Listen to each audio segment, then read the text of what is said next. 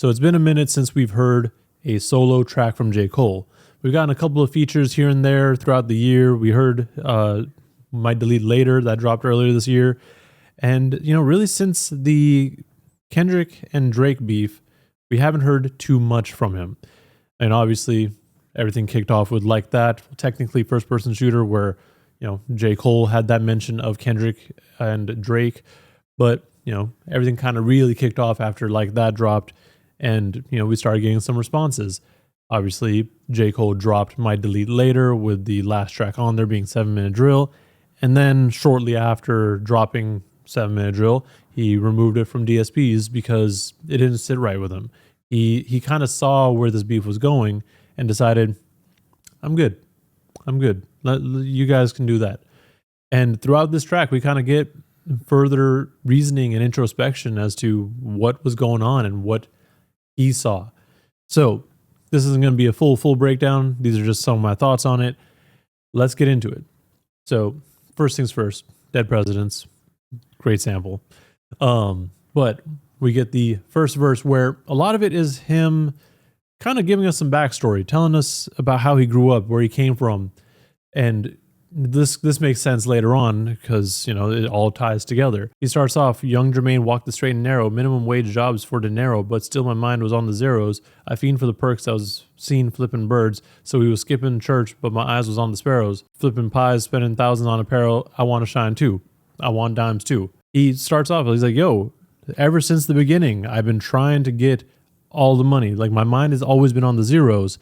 And I tried to, he did walk the straight and narrow. That was his whole plan. He didn't want to go another route, but it was mad enticing. You see how some people are making money off of flipping birds, and you're like, ooh, I might want to do that. And they're obviously going to be a little flashy with it, so they're going to show off. And you get a little bit of this with the we were skipping church line. Like he probably was skipping church to chase the money, but kind of in a different way. It's almost like he's mentioning the sell your soul bit. A lot of people bring this up when artists are going from kind of underground to the mainstream. Like, yo, don't sell your soul. Don't give up a piece of yourself, which again kind of plays into everything later on in the second verse.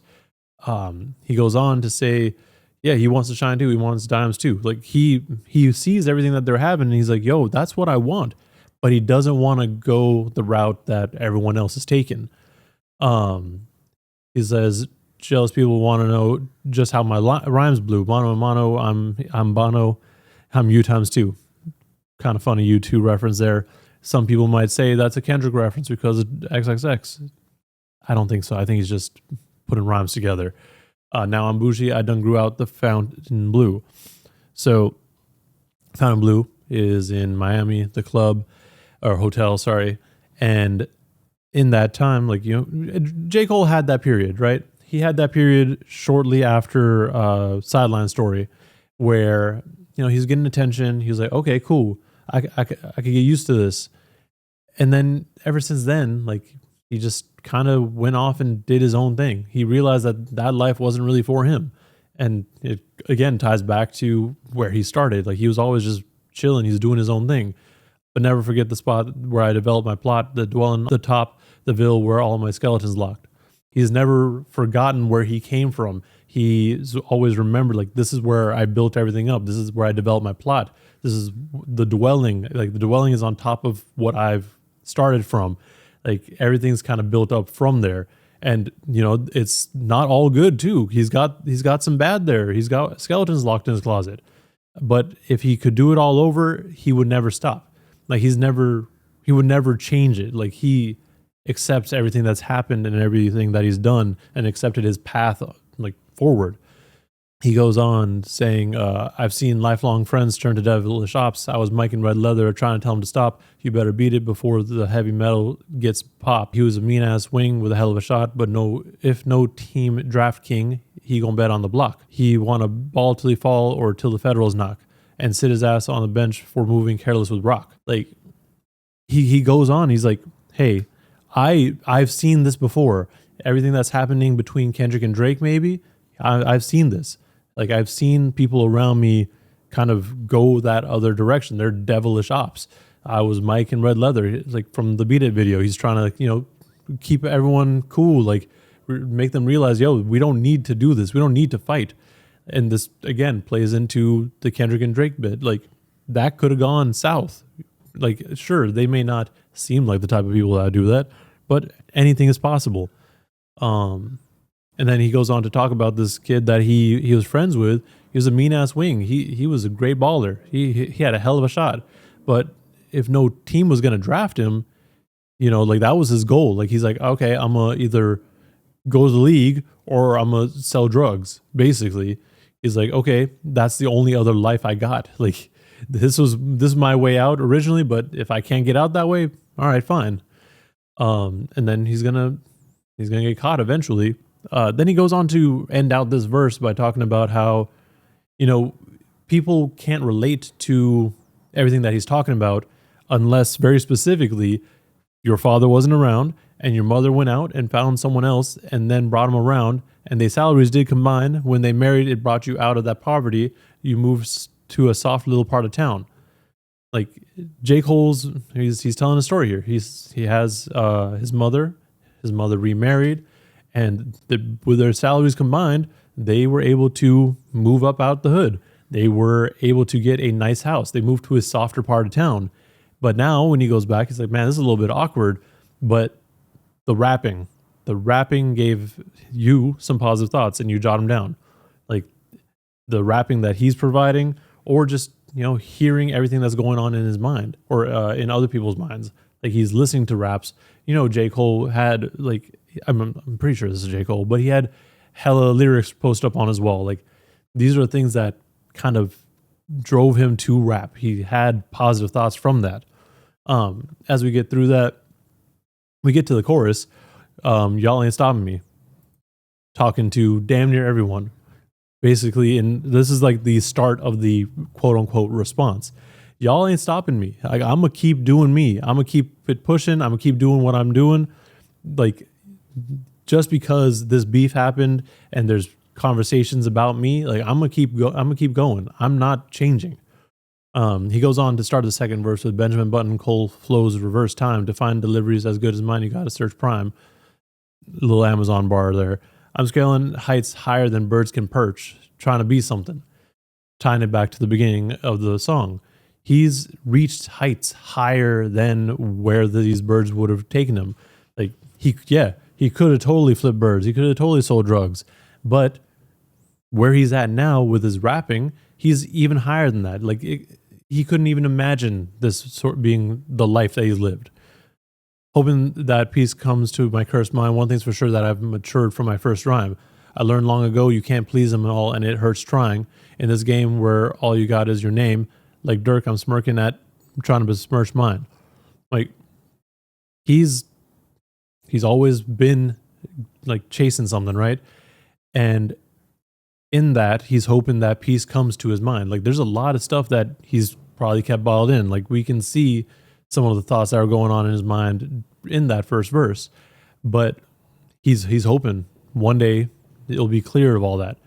One thing that's for sure though, he's matured since his first rhyme. His first rhymes being probably from that age when he was younger, when he was talking about everything that he's talked about in the first verse. But he also learned long ago, whether that be through rapping or through just the events in his younger days, that you can't please everybody and it hurts to try. Like there's always somebody that you're going to upset, and you kind of got to accept that. In this game where all you got is your name, like Dirk, I'm smirking at trying to besmirch mine.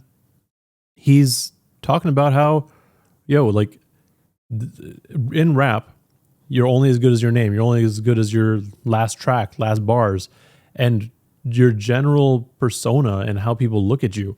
Like we have had plenty of people, like the baby, that's the first example that came to mind, where, he said some wild shit. He did apologize for it, but ever since then, everyone's kind of, stepped away from him. He's like, okay, like, no, I'm good. Like, I don't really care to listen to you.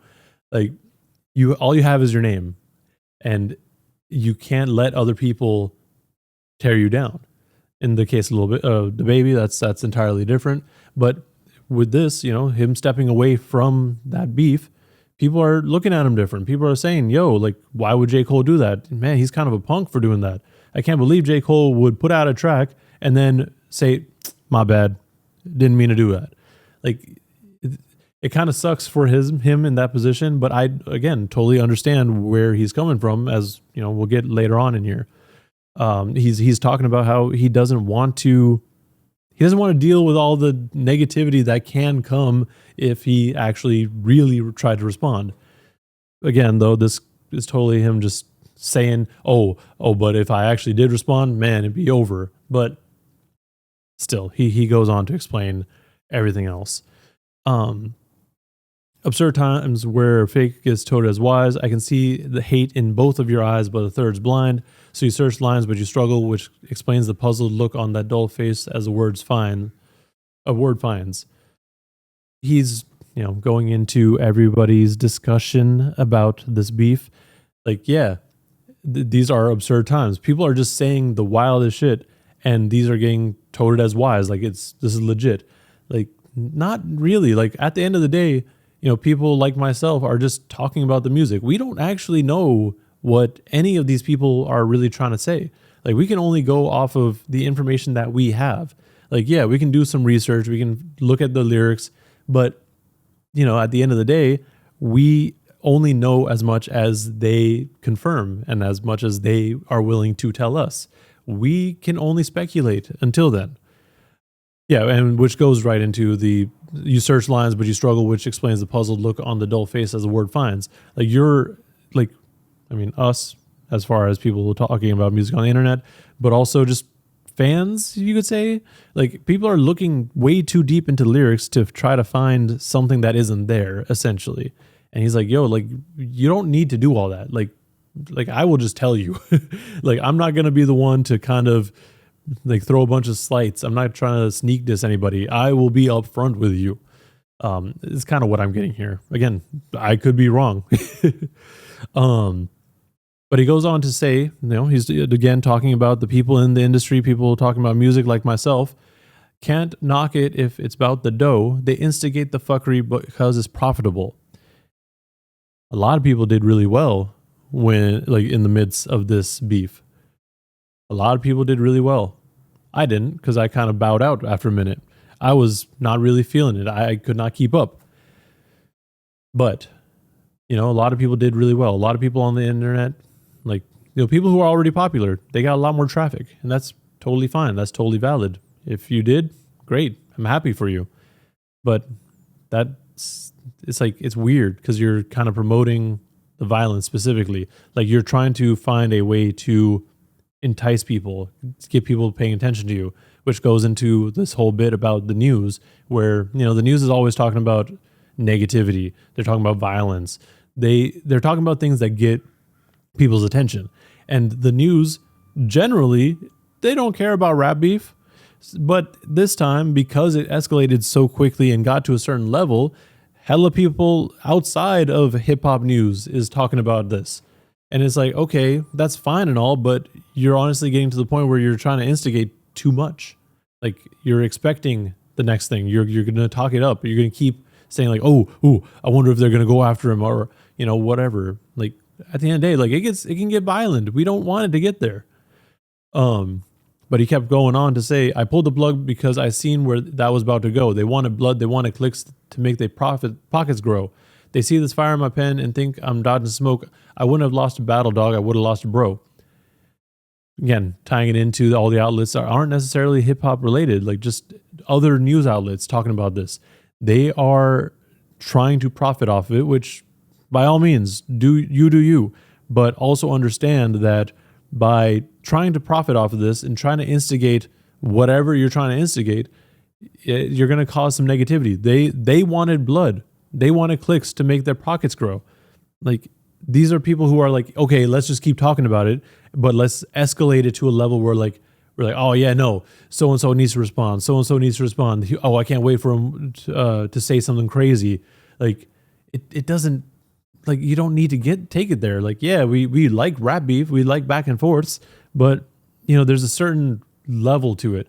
Like, with this battle in particular, it kind of got too far. Like it started going into more personal stuff, which I don't think anyone really expected it to at the beginning. And that's kind of why he pulled out too. He says he wouldn't have lost the battle. He would have lost a bro. If he had stayed in, yeah, he may not have lost the battle, he may not have won it either, but he definitely would have lost a friend. And I think that makes a bigger impact to him. And then he also says he would have gained a foe. So assuming he's talking to Kendrick specifically, he would have lost a friend in Kendrick, and then Kendrick would set his eyes on him. And, again, based off of what we see between the all the tracks between the two, Drake and Kendrick, like there was a lot of shit going down. Like that could have ended really any friendship. And what is this all for? Like what would he have gained by responding and putting out an actual diss track? What, like he would have just gotten some more props from strangers that don't know or don't have a clue what he's been aiming for? We don't know what J. Cole wants to do. And sure, would have loved to see him respond and put out more disses. But, at the end of the day, if he don't want to do that, he don't want to do that. Since the age of 14, Jermaine is no king. And if that means he's got to dig up dirt and pay a whole team of algorithm bots to sway the whole thing on social media, competing for all your favorable means to be considered the best of live and rest, he doesn't need to do that. He's like, what is the point of that? He doesn't understand. Again, this beef got crazy, right? They started digging up way more details than they really needed to. But Cole's like, that's kind of fucked. Like, why would I do that? Like, that doesn't make sense. Like, originally, it sounded like this beef that Kendrick was trying to instigate, or this back and forth at least, was purely based off of skill and rap and like just their position in rap. And then it very quickly started going into more personal stuff where things got a little inappropriate. Now, at the end of the day, however you may feel about what gets brought up in rap beef, that's up to you.